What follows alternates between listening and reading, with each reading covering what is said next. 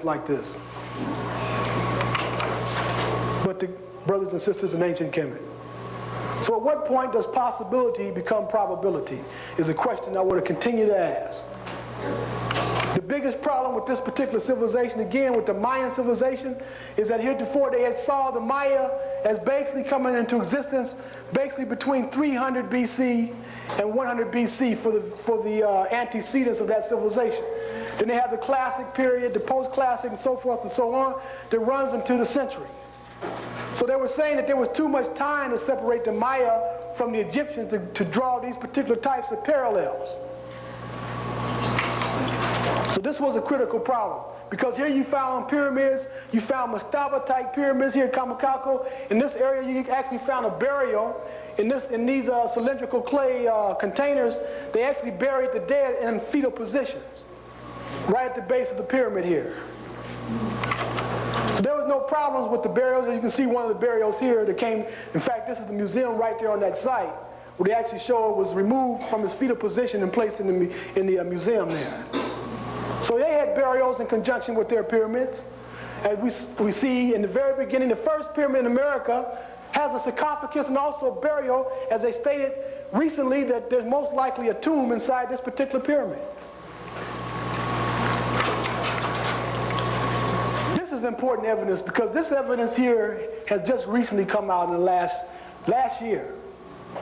It just recently came out last year. There's a new site, a new Mayan site called Necbi, which is northern Guatemala, which if you look at the scale, is just a little bit over 100 miles from Tabasco, from La Venta. And at this particular site, they found the oldest Mayan site to date. This site has been dated between 500 and 600 BC. This is a very important find because what it does is it brings the Mayan civilization, all these elements that we've been witnessing that are so similar to that of ancient Kemet, it brings them closer to that date of the Olmeca, which again runs from 1200 BC to about 500 BC. So here you have the Maya at the mainstream, or at the very end of the Olmec civilization, becoming the power in this particular land. So you can see here the relationship between the Maya. As the Olmeca began to give way, the Maya began to come into power. 600 BC. This is incredible because they're going to have to rewrite all their books. Up to now, they said the Maya didn't come into existence until 200 to 300 BC. So this brings the Maya within the mainstream of the influence of the Olmeca. So this will account for many of the similarities that we see that they have been able to conveniently keep away up to now.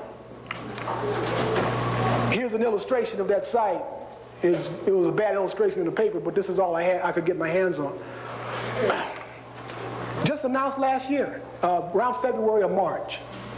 So then you can see the Maya, where you can see when in the process of conquest, as they treat their prisoners of war by the grabbing of the hair. This is a theme that we see all over Kemet.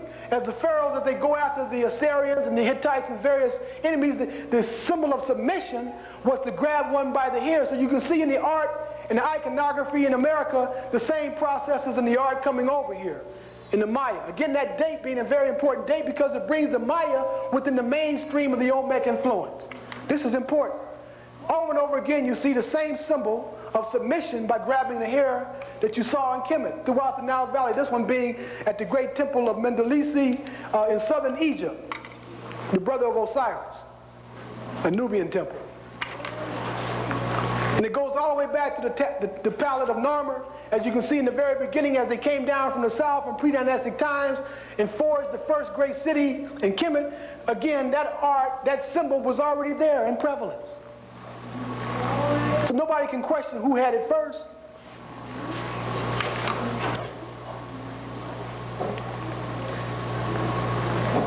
The war helmets. Remember we said in the beginning at 1200 BC that Ramesses was recruiting Nubians to fight in his army. He married a Nubian woman who became the most important woman in the Mediterranean world. So Nubians were all over the Mediterranean world fighting the battles with the Egyptians side by side, navigating all over the place looking for precious metals for weapons to fight the Hittites, the Assyrians, all those people from the north who were coming down. And so the helmets that were being worn are very much like the helmets that were being worn by the Nubians. As you can see, the Pharaoh Taharka with the war helmet here. again, Van Woutenau, from his book, Unexpected Faces in America. In fact, Compton College, years ago, Brother Ranuka Rashidi and others who were working there had Van Woutenau come to Compton College. I don't know, this is quite a few years ago.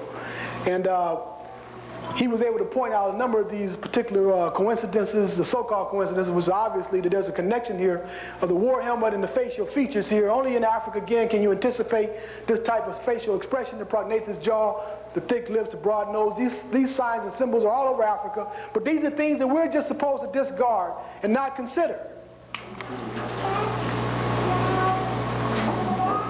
The war helmet, again, consistently. And I mean, this one here is just, it's paralyzing. And to look at the face, it's fierce.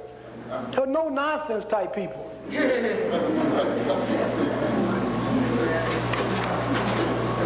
And again, obviously, what Van Sertima has brought to our attention, the braids in conjunction with the features.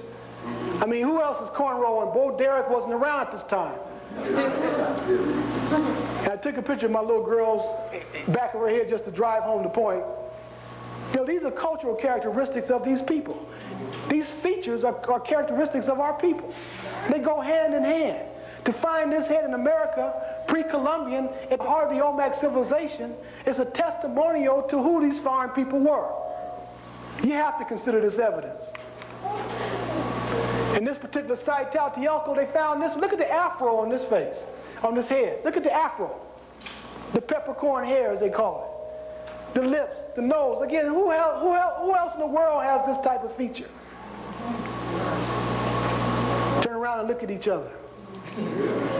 Tlatelolco is one of the very places that Andrus Warszewski did analysis of skeletons here in that particular site. And so in conjunction with this art, he found African skeletons that date back to Olmec times.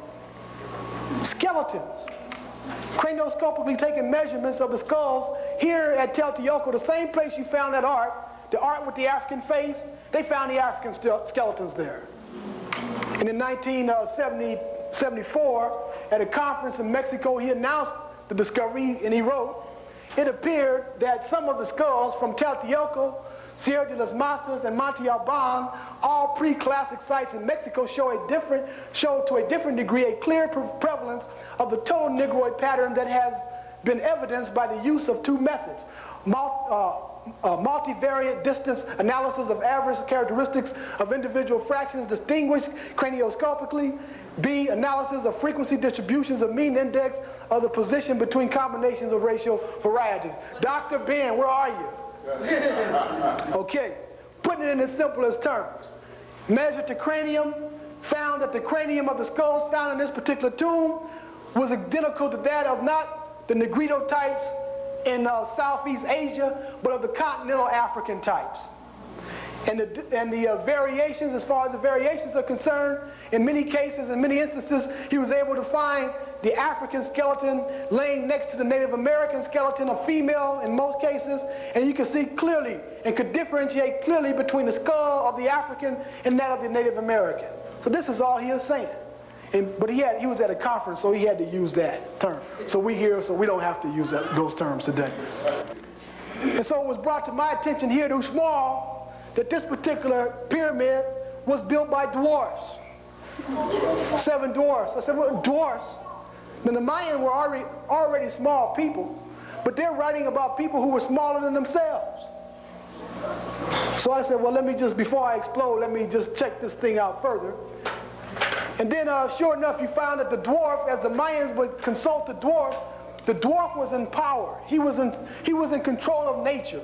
As you see him holding the bird, the symbol of the spirit in his hand. He was the guardian of the spirit world, just like that in ancient Kemet, the Twa.